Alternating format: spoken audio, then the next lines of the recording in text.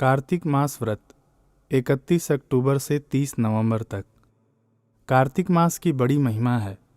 पद्म पुराण में भगवान महादेव जी कार्तिकेय जी से कहते हैं, न कार्तिक मासो मासः न कार्तिक समो मासः। कार्तिक के समान कोई मास नहीं है। एक बार भगवान श्री कृष्ण की पत्नी सत्यभामा ने श्री कृष्ण से पूछा, प्राणनाथ, मैंने पूर्व जन्म में कौन सा दान, तप अथवा व्रत किया था जिससे मैं मर्त्यलोक में जन्म लेकर भी मर्त्य भाव से ऊपर उठ गई और मुझे आपकी प्रिय अर्धांगिनी होने का सौभाग्य प्राप्त हुआ। श्री कृष्ण ने कहा, प्रिय, हरिद्वार में वेद वेदांगों के पारंगत देव शर्मा नामक एक धर्मात्मा ब्राह्मण रहते थे। उन्होंने अपनी पुत्री गुणवती का विवाह अपने शिष्य चंद्र से कर दिया। एक दिन वे गुरु शिष्य समिधा अर्थात हवन हेतु लकड़ी लाने वन में गए। वहां एक भयंकर राक्षस ने उन्हें मार डाला। यह समाचार सुन गुणवती शोक से विलाप करने लगी। किसी तरह धीरे धीरे उसने अपने को स्वस्थ किया। फिर वह सत्य, शौच आदि के पालन में तत्पर रहने लगी। उसने जीवन भर एकादशी और कार्तिक मास के व्रत का विधि पूर्वक पालन किया। प्रिय, ये दोनों व्रत मुझे बहुत ही प्रिय हैं। ये पुत्र और संपत्ति के दाता तथा भोग और मोक्ष प्रदान करने वाले हैं। धीरे धीरे गुणमती की अवस्था अधिक होती गई। उसके अंग शिथिल हो गए और ज्वर से भी पीड़ित रहने लगी। लेकिन उसका गंगा स्नान का नियम था। ऐसी अशक्ता अवस्था में भी वह किसी तरह स्नान के लिए गई। ज्यों ही जल के भीतर उसने पैर रखा, त्यों ही शीत की पीड़ा से वह कांप उठी और वहीं पर गिर पड़ी तथा उसका शरीर छूट गया। तभी मेरे पार्षद आए और विमान में बैठाकर चंवर डुलाते हुए उसे वैकुंठ ले गए। हे प्रिय, कार्तिक मास के पुण्य और भगवत भक्ति से ही उसे मेरा सानिध्य प्राप्त हुआ। हे देवी, अब रहस्य की बात सुनो। देवताओं की प्रार्थना पर मैंने जब पृथ्वी पर अवतार धारण किया तो मेरे पार्षद भी मेरे साथ ही आए। तुम्हारे पिता देव शर्मा अब सत्राजित हुए हैं और तुम ही पूर्व जन्म की गुणवती हो। पूर्व जन्म में कार्तिक व्रत के पुण्य से तुमने मेरी प्रसन्नता को बहुत बढ़ाया है। वहाँ तुमने मेरे मंदिर के द्वार पर जो तुलसी की वाटिका लगा रखी थी, इसी से तुम्हारे आंगन में आज देव उद्यान का कल्पवृक्ष शोभा पा रहा है। पूर्व जन्म के कार्तिक मास के दीपदान से ही तुम्हारे घर में स्थिर लक्ष्मी और ऐश्वर्य प्रतिष्ठित है। तुमने अपने व्रत आदि सभी कर्मों को भगवान को निवेदित अर्थात समर्पित किया था।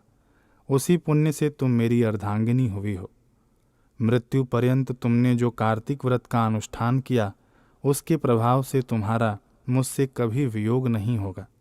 इसी प्रकार अन्य जो भी स्त्री पुरुष कार्तिक व्रत परायण होते हैं, वे मेरे समीप आते हैं। अमिट पुण्य अर्जित करने का काल। स्कंद पुराण में लिखा है, कार्तिक मास के समान कोई और मास नहीं है। सतयुग के समान कोई युग नहीं है।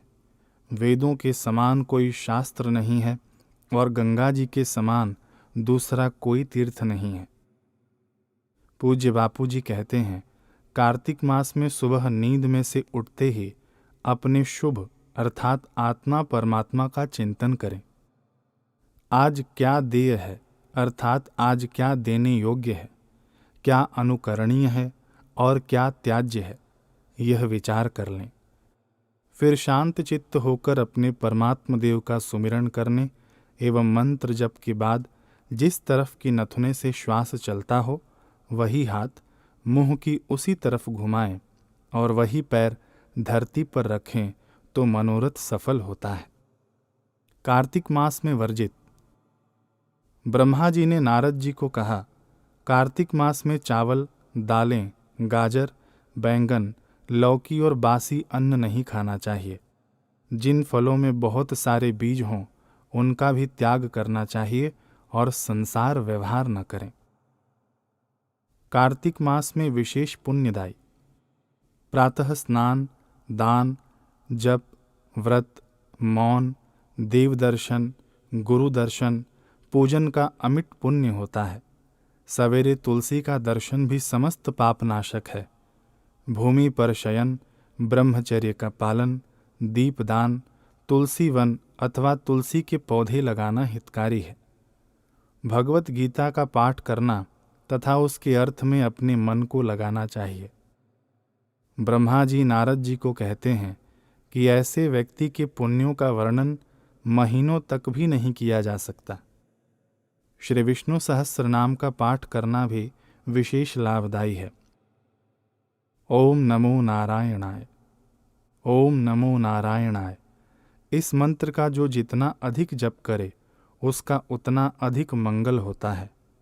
कम से कम 108 बार तो जप करना ही चाहिए। प्रातः उठकर कर दर्शन करें। पुरुषार्थ से लक्ष्मी, यश, सफलता तो मिलती है, पर परम पुरुषार्थ मेरे नारायण की प्राप्ति में सहायक हो, इस भावना से हाथ देखें तो कार्तिक मास में विशेष पुण्यदायी होता है। सूर्योदय से पूर्व स्नान अवश्य करें। जो कार्तिक मास में सूर्योदय के बाद स्नान करता है वह अपने पुण्य क्षय करता है, और जो सूर्योदय के पहले स्नान करता है वह अपने रोग और पापों को नष्ट करने वाला हो जाता है।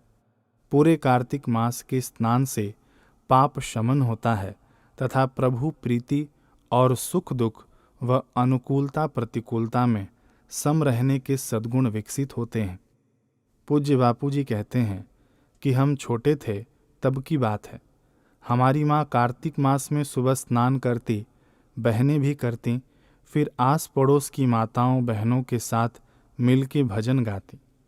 सूर्योदय से पहले स्नान करने से पुण्यदायी ऊर्जा बनती है, पापनाशिनी मति आती है। कार्तिक मास का आप लोग भी फायदा उठाना। कार्तिक मास में पालनीय नियम। सभी को सब पापों का निवारण करने के लिए कार्तिक मास में सूर्योदय से पूर्व स्नान करना चाहिए। गृहस्थ पुरुष को तिल और आंवले का चूर्ण लगाकर स्नान करना चाहिए और सन्यासी को तुलसी के मूल की मिट्टी लगाकर स्नान करना चाहिए। आंवला चूर्ण आश्रमों में व समितियों के सेवा केंद्रों पर उपलब्ध है। द्वितीया, सप्तमी, नवमी, दशमी, त्रयोदशी और अमावस्या को आंवला चूर्ण तथा तिल के द्वारा स्नान निषिद्ध है। कार्तिक में तुलसी पौधे के रोपण का बड़ा महत्व है। निम्नलिखित मंत्र से तुलसी की प्रदक्षिणा और नमस्कार करना चाहिए। दैवैस्त्वं निर्मिता पूर्वमर्चितासि मुनीश्वरः, नमो नमस्ते तुलसी पापम हर हरिप्रिये। इसका अर्थ है कि हे हरिप्रिया तुलसी देवी, पूर्व काल में देवताओं ने आपको उत्पन्न किया और मुनीश्वरों ने आपकी पूजा की। आपको बार बार नमस्कार है। आप मेरे पापों को हर लें। अन्नदान, गायों को ग्रास देना, भगवत भक्तों का संग करना तथा दीपदान करना ये कार्तिक व्रती के मुख्य कर्म हैं। कार्तिक व्रत करने वाला निंदा का सर्वथा परित्याग कर दे। इस मास में किया गया सत्कर्मानुष्ठान अक्षय फलदायी होता है।